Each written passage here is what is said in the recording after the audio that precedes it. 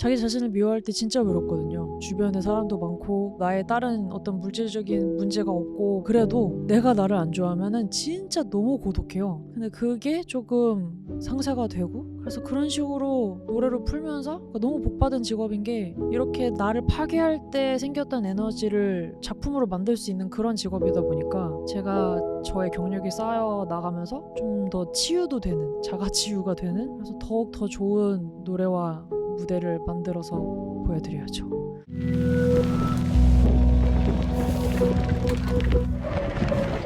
네, 안녕하세요. 라이프 플러스 피플의 신화입니다.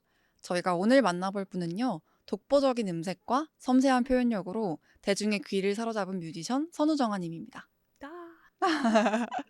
정아님 안녕하세요. 안녕하세요. 라이브 플러스 피플 여러분. 저는 음악하는 선우정아입니다. 만나서 반갑습니다. 와, 공교롭게도 네. 올해가 데뷔하신 지 20년 차 되는 음, 해더라고요. 그렇군요. 별로 보고 싶지 않은 숫자네요.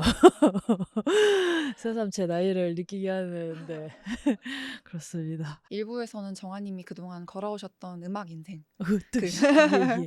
좀 거창하긴 한데 커리어를 좀 짚어보는 시간을 가지려고 해서요. 저는 개인적으로 정아님 인터뷰를 봐도 그렇고 정아님의 공연을 보거나 음악을 듣다 보면은 아 이분은 진짜 음악을 하기 위해 태어나신 분 같다. 그런 인상을 많이 받았어요. 근데 정아님께서는 스스로 언제부터 음악가가 되겠다는 결심이랄까요? 생각을 하셨는지 그것부터 여쭙고 싶었어요. 제가 기억나는 어린 시절부터 거의 음악하는 인생을 꿈꿨던 것 같아요. 그냥 뚜렷하게 어떤 직업인지는 모르지만 어찌됐건 내 삶에 음악이 가득해야 되겠다. 가득하고 싶다라는 생각을 굉장히 뚜렷하게 하고 있었고 그러다가 사운드 오브 뮤직이라는 영화를 봤어요. 더빙도 자막도 없는 그냥 원화를 본 거예요. 근데 그걸 보고 너무 감동적이고 다 무슨 얘기인지 알겠고 왜냐면 이 노래 음악에 힘이 있으니까 그리고 거기서 나오는 노래들이 너무나 아름다웠고 그걸 보았을 때 그걸 가장 크게 느꼈던 것 같아요. 아 저렇게 내 삶에 음악이 가득하게 해야겠다. 나는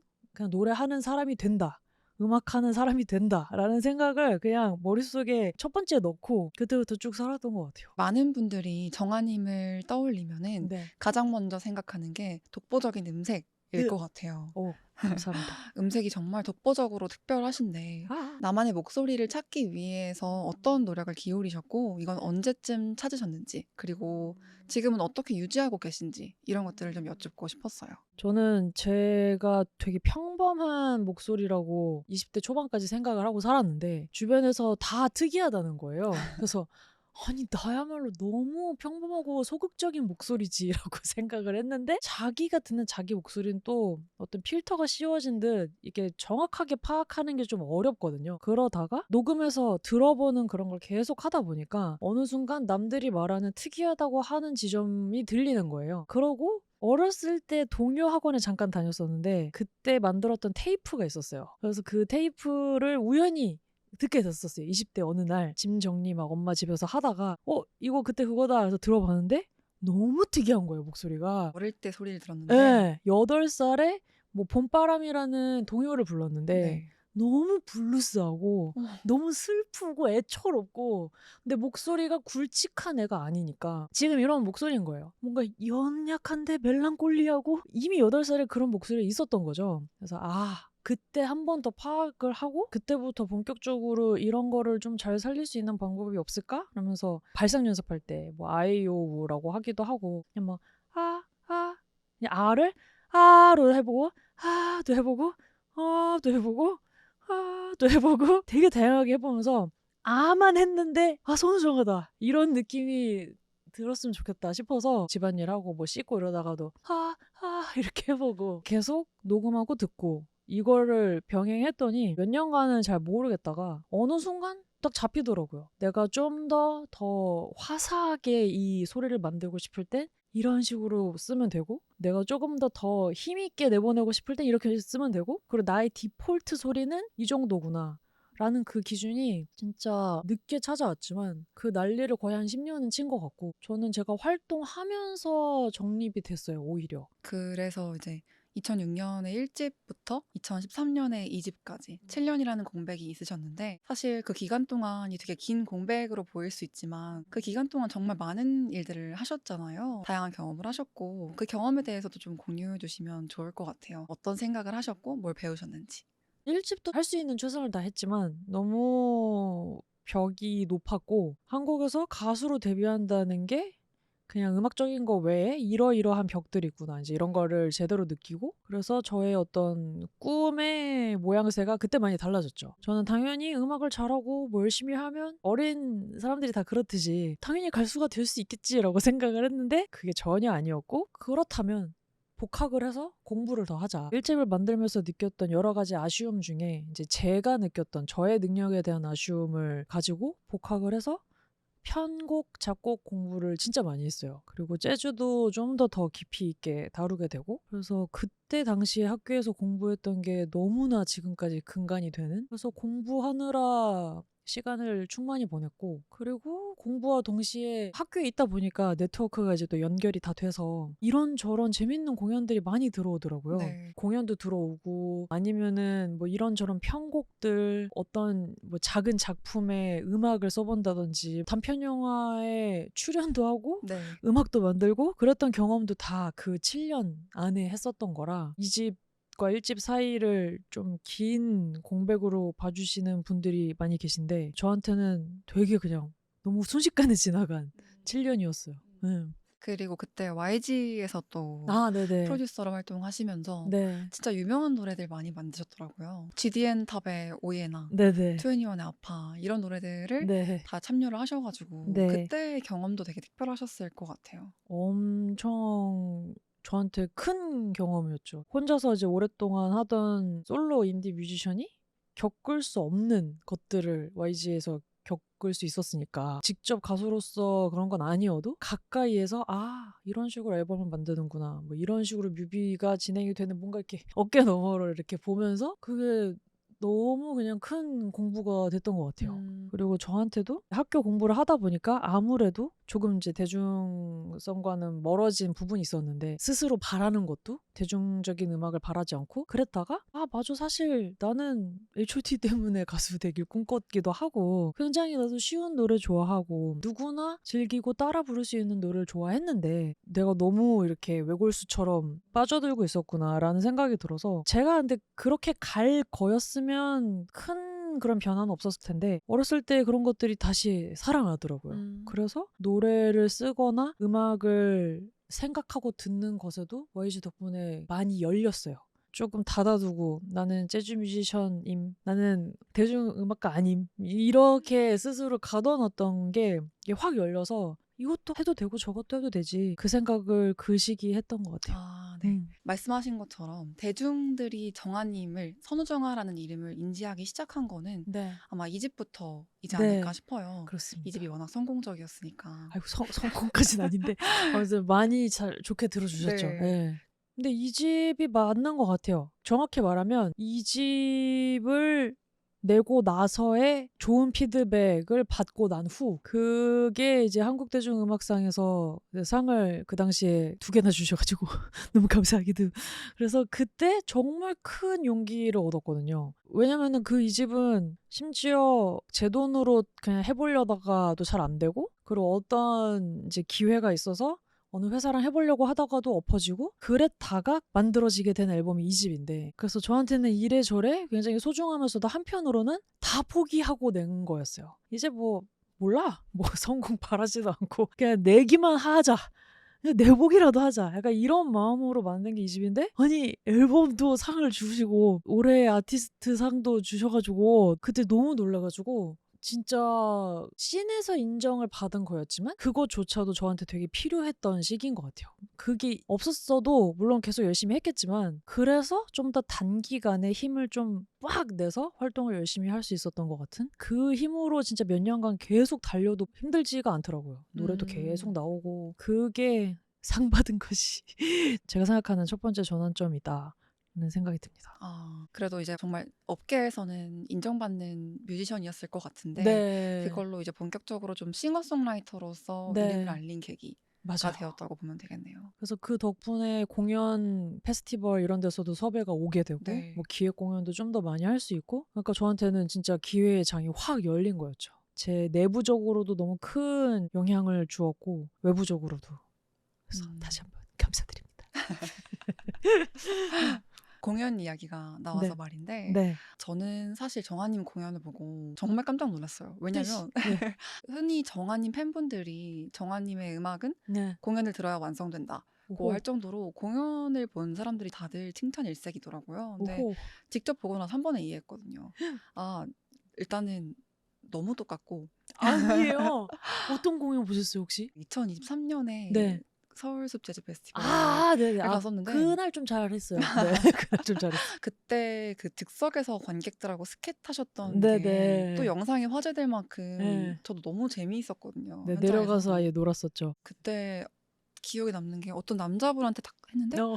너무 잘하셨잖아요. 그때 소름 착 돋으면서 맞아요. 진짜 오래 기억에 남았거든요. 네. 하나, 둘, 셋, 넷.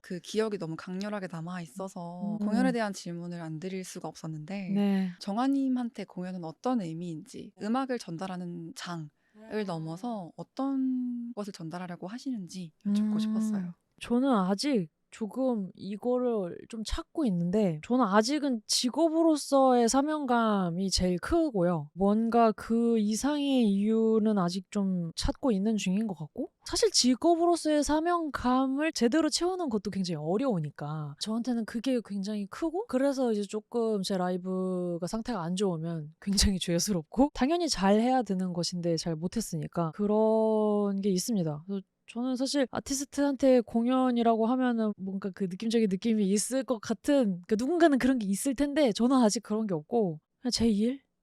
너무 소중한 일 그리고 그것을 사는 사람들이잖아요. 소비하는 사람들. 그리고 만약에 무료 공연이에요. 그게. 무료 공연이라고 해도 저는 직업으로서 가수로서 무대에서 좋은 것을 전달해야 되는 거잖아요. 그래서 제가 느끼는 건 직업적인 사명감이 제일 큰 것 같아요. 좋은 기술과 좋은 에너지를 전달한다. 꼭 아름다운 에너지만 전달할 것은 아니지만 때로는 막 꼬여있는 마음도 전달할 수 있고 어찌됐건 한 작품으로서 아 이것이 좋다 잘 만든 작품이다 라고 생각할 수 있는 그런 사운드와 그런 퍼포먼스를 만드는 거 보여드리는 거 그것이 전부인 것 같아요. 어. 그리고 매우 어렵고 아직까지도 아, 아직까지도요? 네 너무 아, 너무 어렵죠. 저는 사실 그때 그 공연 이야기가 나와서 말인데 네. 그걸 보면서 당연히 네. 정아님이 그냥 즉석에서 약간 뭐랄까요? 좀 내려놓고 노시는 느낌이라고 아. 생각을 했는데 아하. 알고 보니까 모든 건 다 정말 치밀한 계산 하에 미리 아. 철저하게 준비해 오시는 느낌이더라고요. 그게 반반이에요, 다. 반반인데 그러니까 너무 계획해도 무대는 좋게 나오지 않고 계획을 안 하면 당연히 인제 망하는 거고 계획을 정말 치밀하게 시뮬레이션을 다 해 놓고 기술적으로도 최대한 할 수 있는 만큼 준비를 해 놓고 그리고 올라가는 순간 그냥 다 맘대로 하는 거죠. 아. 그러면은 맘대로 하는 도중에 혹은 그 관객들과의 그 시너지가 있잖아요. 그게 그날그날 다르고 또 환경에 따라 다르잖아요. 그거를 그거대로 그냥 느끼는 대로 하는데 제가 준비한 여러 가지 것들이 다 쓰이는 거죠. 여기서 조금 쓰이고 플랜 A에서 좀 쓰이고 플랜 C에서 조금 쓰이고 이런 식으로 준비를 많이 해 놓고 올라가서는 맘대로 한다. 맘대로 한다기보다 그냥 그 순간에 맡긴다? 그냥 흘러가는 대로 본다. 예 이런 건 것 같아요. 자유로워 보이는 게 어떻게 보면 가장 많은 준비를 필요로 하는 그렇죠. 일이겠네요. 그렇죠. 진짜. 네. 그래서 내려가는 것도 사실상 내려가면은 음향 감독님들이 별로 좋아하시지 않거든요. 왜냐면 그 피드백을 잡아야 되기 때문에 "아니 리허설 때 이런 얘기 없었는데." 그러면서 "아니 어디로 갈지?" 막 이러면서 되게 인제 신경을 쓰시는데 저도 나름 이제 시간이 좀 경력이 쌓여서 스피커를 최대한 피하면서 이렇게 각도로 얼굴로 잘 이렇게 와. 피하면서 피드백이 최대한 나지 않는 방향을 따라서 그날 내려가고 싶었어요. 관객분들 반응이 너무 좋았고 내려갈 수 있는 계단이나 이런 것들이 좀 편하게 되어 있었고 그래서 '어 내려갈까? 가죠 뭐.' 그냥 이러고 그리고 또 이제 딱 내밀었는데 그분이 엄청 쑥스러워한다던가 네. 뭐 이런저런 이유로 안 해주실 수도 그럴 수 있죠. 있잖아요. 네. 근데 이제 그런 것들도 그냥 두고 흘러가는 대로 보는 거예요. 그분이 안 해주시면 또 제 안에서 또 준비해놨던 여러 가지 플랜 중에서 애드립이 나와요. 뭐 어쩌고저쩌고 그럼 안 하면 내가 하지 뭐 어쩌고저쩌고 이렇게 하다가 또 딴 데로 가면 또 그분이 받아주시고 근데 그날은 모든 분들이 다 네. 길게 마이크를 잡고 와. 계셔가지고 너무 네, 재밌었어요. 그런 순간들 때문에 또 힘든 것들 혹은 제가 아쉽게 했던 어떤 죄책감 이런 것들도 좀 해소가 되고 그러는 것 같아요. 무대 위에 정아님을 볼 때는 네. 굉장히 에너지도 폭발적이고 훨씬 더 프로페셔널한 부분이 많이 보이는데 네. 정아님에 대해서 조금 이야기를 듣다 보니까 무대 아래에서 인간 선우정아는 훨씬 더 다정하고 섬세한 분이라는 인상이 들었는데 스스로는 인간 선우정아를 어떻게 정의하시겠어요? 저는 정말 괜히 하는 소리가 아니고 정말 자주 스스로에게 아휴 이렇게 얘기하는데 그릇이 작다 그 생각을 정말 많이 하거든요. 아휴 그릇이 작네 너무 작다 뭐 밴댕이 소갈딱지네 막 이런 생각 진짜 많이 해요. 물론 이제 제가 큰 사람처럼 굴 때도 있고 뭐 그런 분야가 있겠지만 그곳은 이제 음악이나 일을 할 때 조금 나오는 모습이고 음악이 없다 일을 안 하고 있다 그러면 정말 간장종지 같은 인간이 아닌가 그런 생각을 많이 합니다. 굉장히 뭐 하나에 꽂히면은 거기서 좀 시야 분산이 좀 안 되고 굉장히 자기 몸과 마음을 너무 챙기는 나머지 이기적인 순간들이 좀 많고 그러니까 물론 자기 자신 챙기는 게 제일 중요하지만 그것도 이제 적당히 상황 봐가면서 해야 이제 사회적인 인간이 될 텐데 약간 사회에서 보기에는 조금 모자라다 그런 생각이 들어서 그리고 겁이 진짜 많아요. 아, 그런 되게 신중하시다고 들었어요. 신중도 신중이지만 일단 그 물리적인 겁도 많고 예를 들어서 뭐 큰 소리 나거나 큰 벌레가 날아다니거나 이러면 막 진짜 이렇게 되고 그리고 일어나지 않을 일에 대해서 걱정하는 그런 불안도 굉장히 커서 그것 때문에 또 예민하고 정말 별로입니다. 쩝.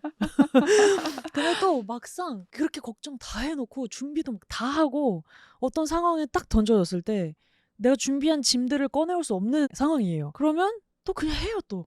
그리고 그냥 편하게 또 유연하게 잘 해내요. 좀 모르겠어요 저도 저를 잘. 그래서 전반적으로는 좀 좁은 사람인데 근데 종종 굉장히 확 열린다. 이런 데이터를 갖고 있습니다. 그것도 그런데 한 사람이랑 오래 살다 보니까 네 저희 배우자와 이제 오랜 시간 함께 하다 보니 모니터가 잘 되는 것 같아요. 이제 아, 타인이 해주는 저의 모니터 그런 걸 보면 좀 좁은 사람은 맞는 것 같아요. 그런 피드백을 주시나 봐요. 좀 그렇죠. 근데 그걸 꼭 나쁘게만 얘기하는 건 아니고 네. 저의 어떤 좋은 면도 정말 많이 잘 꺼내 주시는데 근데 그런 거 좀 고치면 참 좋겠다. 제가 밖에서 이제 혹시나 욕을 먹거나 이제 나쁘게 보이는 게 제일 싫은 사람이니까 종종 피드백을 주는데 내가 언제? 그랬다가 얘기를 차근차근 해보면 그런 것도 많네. 이렇게. 뒤늦게 깨닫게 되는 스타일. 아, 그래서 예 그렇습니다. 남편분에 대한 여러 가지 마음들을 네. 꽤 자주 내비치시는 편이더라고요. 네네. 뭐 도망가자의 뮤즈?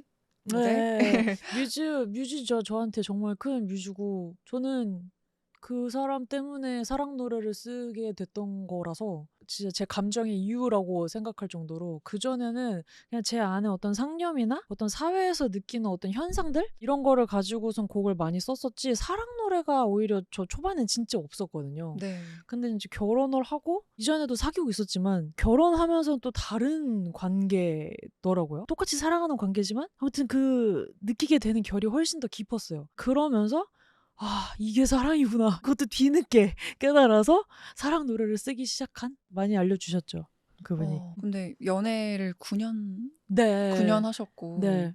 지금 결혼하신 지도 12년인가요? 네, 12년 차가 12년 됐습니다. 차가 되셨는데 사실 그렇게 한 분하고 음. 거의 합해서 20년이 네, 넘는 네. 시간을 함께 하다 보면은 네. 이제 내가 이 사람의 모든 걸 다 안다. 혹은 뭐 아. 더 이상 뭐 배울 게 없다. 네, 알 게 네. 없다라고 생각을 하기 쉬운데 네. 계속해서 새로운 면을 발견하신다고 네, 맞아요. 하셨잖아요. 네. 저는 그게 되게 경험이 없는 사람으로서 아. 생소하게 느껴지기도 하고 뭔가 음. 경이로운 느낌도 들고 신기하긴 해요.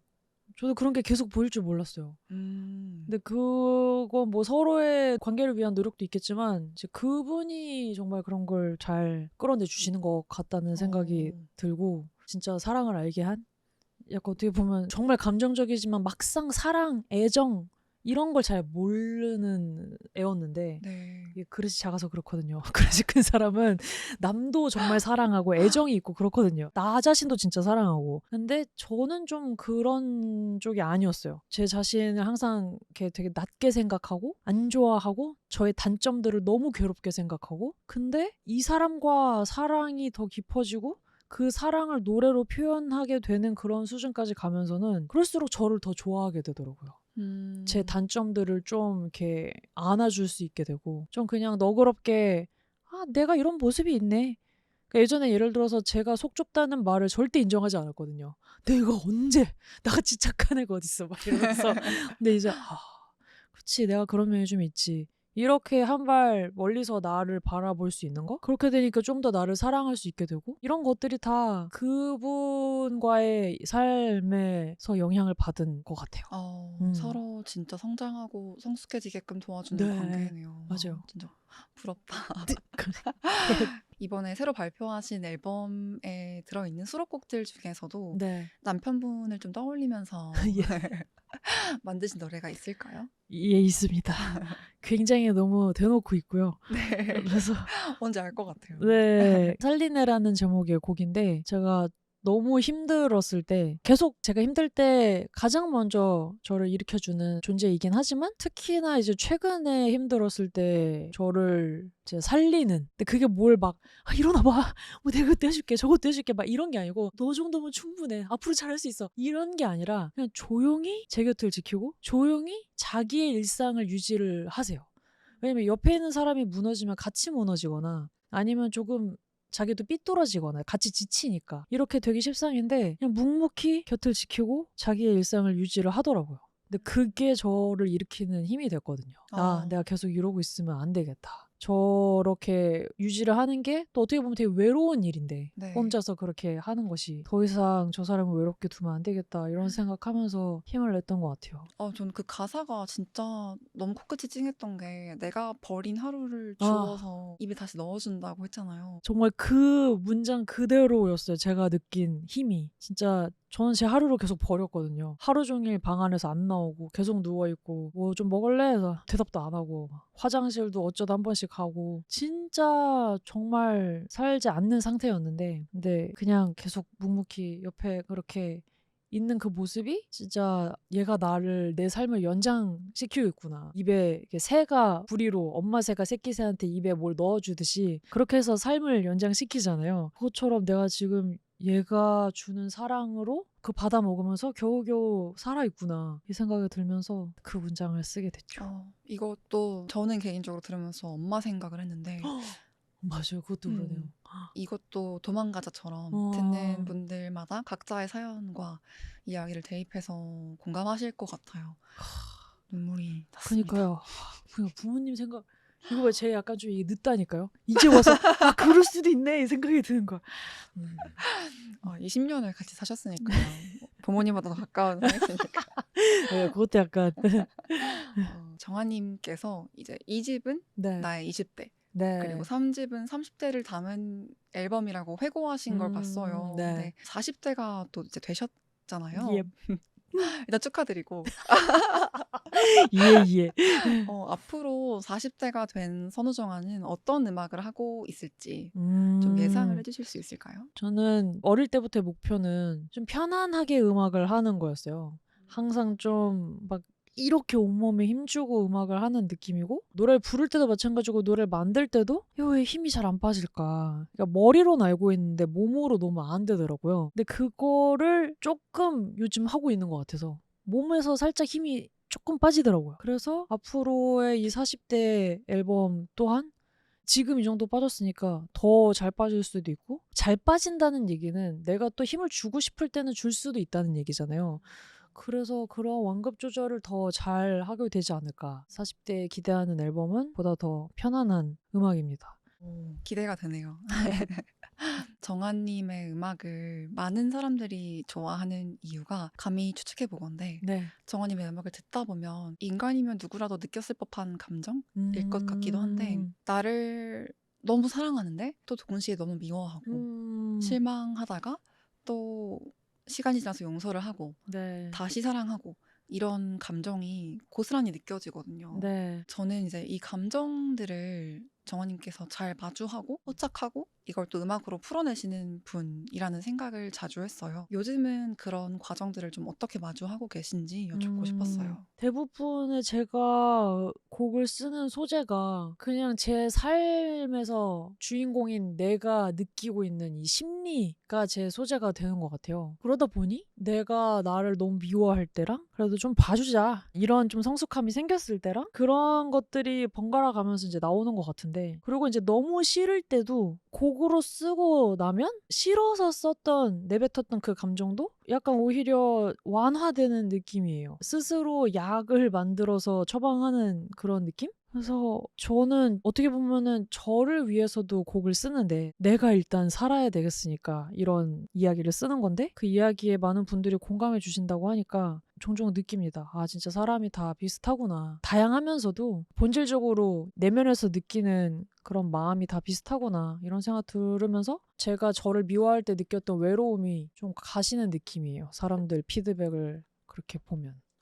외로움이 가시는 느낌. 네. 자기 자신을 미워할 때 진짜 외롭거든요. 주변에 사람도 많고 나의 다른 어떤 물질적인 문제가 없고 그래도 내가 나를 안 좋아하면은 진짜 너무 고독해요. 근데 그게 조금 상쇄가 되고 그래서 그런 식으로 노래로 풀면서 너무 복받은 직업인 게 이렇게 나를 파괴할 때 생겼던 에너지를 작품으로 만들 수 있는 그런 직업이다 보니까 제가 저의 경력이 쌓여 나가면서 좀 더 치유도 되는 자가 치유가 되는 그래서 더욱 더 좋은 노래와 무대를 만들어서 보여드려야죠. 조금 조심스럽긴 하지만 나를 계속해서 끌어다 써야 하는 만큼 내 안에 있는 것들이나 네. 아니면 내가 좀 소진될까 봐 걱정하셨던 경험은 없으실지 좀 궁금해지더라고요. 혹시 그런 생각을 해보신 적은 없을까요? 아직까지는 너무 쓸 게 많아가지고 오히려 곡을 쓰는 애가 곡을 생각하는 애한테 좀 그만 좀 해 약간 이렇게 할 정도로 왜냐면 곡을 쓰는 데는 물리적으로 품도 들고 시간도 드니까 이걸 다 쓸 수는 없는데 곡을 쓰고 싶어 하는 그 마음이 계속해서 이것도 노래 소재 이것도 노래라면 재밌겠다 계속 너무 많아요. 아직까지는. 언젠가 멈추는 때도 있을 거고 혹은 느려지는 때도 있을 텐데 아직까지는 너무 활발해서 저는 이런 생각을 종종 하거든요. 선우정아가 어떤 뮤지션이다라는 어떤 뭐 캐치프레이즈 같은 거를 만들고 싶다라는 생각을 했을 때 도대체 뭘로 나를 소개를 해야 될까 한 문장으로. 근데 막 이거저거 붙여봐도 뭐 제가 뭐 어떤 장르적인 음악을 하는 뮤지션도 아니고 또 이야기도 어떤 한 이야기만 쓰는 것도 아니고 굉장히 가볍고 되게 희한한 장난스러운 곡을 쓸 때도 많거든요. 그래서 나를 뭘로 소개할까 하다가 딱 정해진 말은 없지만 나는 내 삶의 음악 감독이구나 라는 생각을 했거든요. 그러니까 선우정아의 삶의 음악 감독이 선우정아 이런 느낌이었어서 삶에서는 예를 들어 그냥 별일 없었어요. 별일 없고 그냥 오늘 인터뷰를 잘했는데도 인터뷰를 하는 그 과정 중에서 느낀 뭐 조그마한 심상이나 사고들이 엄청 많이 생기잖아요. 하루를 살면 진짜 이만큼 소재가 생기는 거라서 오히려 음악 감독이 좀 힘들어하는 그런 그중에 느낌. 뭘 쳐내고 뭘 쓸 예. 것인가. 이거 다 못 써. 이거 다 곡을 못 해. 약간 이런 느낌?